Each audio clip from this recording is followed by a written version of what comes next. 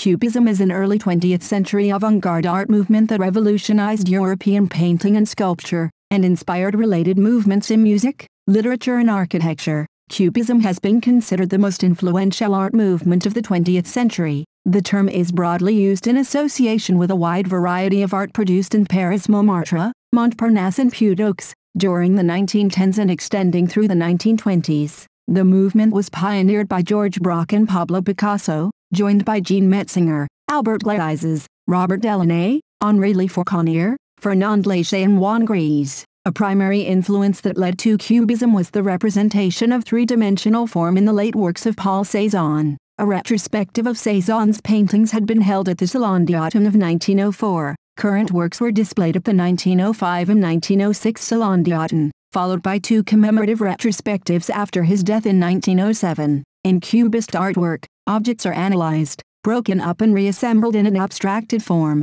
Instead of depicting objects from one viewpoint, the artist depicts the subject from a multitude of viewpoints to represent the subject in a greater context. The impact of Cubism was far-reaching and wide-ranging. Cubism spread rapidly across the globe and in doing so evolved to greater or lesser extent. In essence, Cubism was the starting point of an evolutionary process that produced diversity. It was the antecedent of diverse art movements. In France, offshoots of Cubism developed, including Orphism, abstract art and later Purism. In other countries Futurism, Suprematism, Dada, Constructivism and De style developed in response to Cubism. Early Futurist paintings hold in common with Cubism the fusing of the past and the present, the representation of different views of the subject pictured at the same time, also called multiple perspective, simultaneity or multiplicity, while Constructivism was influenced by Picasso's technique of constructing sculpture from separate elements. Other common threads between these disparate movements include the faceting or simplification of geometric forms,